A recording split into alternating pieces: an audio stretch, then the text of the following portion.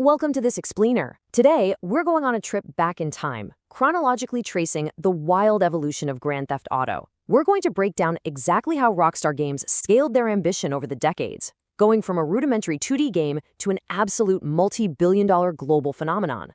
We're mapping out every era-defining leap in technology, the massive controversies, and the game design choices that changed the industry forever. Now, you know what's really wild about this massive empire of chaos? It actually spawned from a total mistake. Back in 1995, developers were working on this rather boring police game called Race and Chase. But a completely unintended glitch made the in-game police cars hyper-aggressive. The result was pure, unadulterated chaos, and it turned out to be the exact spark of genius the team needed. So, here's our roadmap for today's explainer. We'll kick things off with how a glitch created a franchise, then dive into the 3D gaming revolution, check out the RPG mechanics and the hot coffee scandal, enter the HD universe, explore the billion-dollar masterpiece, and finally, look at returning to Vice City.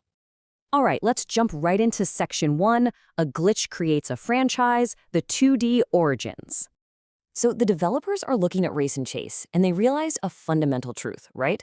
Playing by the rules as a cop, it just wasn't fun. So they completely flipped the script. They put you in the shoes of a rookie criminal instead. And suddenly, the more chaos you caused, the more relentless the cops became. The core DNA of the franchise was literally born right here. That original 1997 release kicked off a rapid-fire timeline of early top-down 2D games. It was an instant commercial hit, selling millions of copies, though it obviously immediately sparked massive outrage for its violence. I mean, it even got completely banned in Brazil. They followed it up with the London 1969 expansion and then Grand Theft Auto 2 in 1999, which introduced a cool new gang loyalty system. But despite really good sales, those 2D top-down graphics were quickly starting to feel pretty technically outdated as the rest of the gaming industry moved forward. Which brings us to Section 2, the 3D gaming revolution, moving into 3 dimensions. Enter 2001. GTA 3 drops, and it is a total game changer. Revolutionary 3D graphics, and an entirely new way to play. You step into the shoes of Claude, the silent protagonist navigating a really gritty 3-dimensional Liberty City. It masterfully combines story-driven missions with non-linear, free-roaming chaos. I mean, players were absolutely mesmerized. The game pulled a massive score of 97 on Metacritic, ranking it among the highest-rated games of all time, and it became the highest-selling game in the US for 2 consecutive years in 2001 and 2002. Then, just a year later in 2002, Vice City hits and drastically evolves the formula. We shift from GTA 3's silent protagonist, who was just seeking revenge, over to Tommy Vercetti, the franchise's very first fully voiced protagonist, and his goal, building a neon-soaked Miami Vice-inspired criminal empire. You weren't just causing chaos out on the streets anymore, you're actually buying nightclubs to rake in cash. Let's move on to Section 3, RPGs and hot coffee, pushing the limits in San Andreas. Now, San Andreas was wild because it introduced these truly groundbreaking RPG elements into the action crime genre. Your day-to-day lifestyle choices physically altered the protagonist, CJ. If you hit the gym, he actually became visibly buff. Eat too much junk food, he gains weight, and boom, your sprint speed is drastically decreased. This meant the gaming experience was completely unique for every single player based on those moment-to-moment choices. But pushing those boundaries also meant crossing some lines, which led to the infamous hot coffee scandal. Early drafts of the game included an adult-themed mini-game that developers ultimately dropped and just hid away in the code. Well, PC modders ended up discovering it and unlocking it for the public. This sparked a massive legal and political backlash, resulting in a super restrictive adults-only rating, at least until Rockstar successfully re-released a clean version without the code.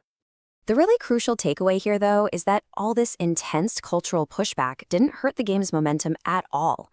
In fact, San Andreas shattered every existing record Rockstar had set.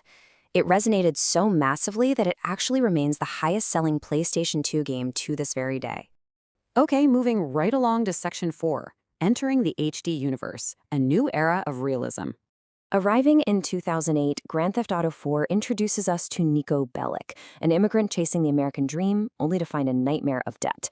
And this kicks off what's known as the HD universe, a deeply detailed, realistic parody of our own world. To achieve this super grounded feel, developers used full motion capture for the physical performances. Plus, for the first time, your decisions carried really heavy narrative consequences, up to and including the permanent deaths of major characters. And man, this grounded, highly detailed approach paid off enormously. Gamers were just completely captivated by the mature tone and this living, breathing world. It shattered the Guinness World Record for the fastest-selling video game in a 24-hour period. It really proved that a more serious, choice-driven narrative could be just as engaging as pure sandbox chaos. Which perfectly tees us up for Section 5, the billion-dollar masterpiece. We're talking GTA 5 and the online empire. This was a massive undertaking. It took over 1,000 developers and almost 5 years to create. GTA 5 revolutionized open-world storytelling because instead of just one protagonist, you seamlessly switched between this intertwined trio.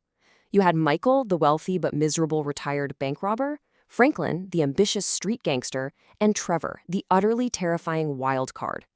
Their dynamic elevated the game's heists to true cinematic heights. And the sheer magnitude of this release is, honestly, it's hard to even wrap your head around.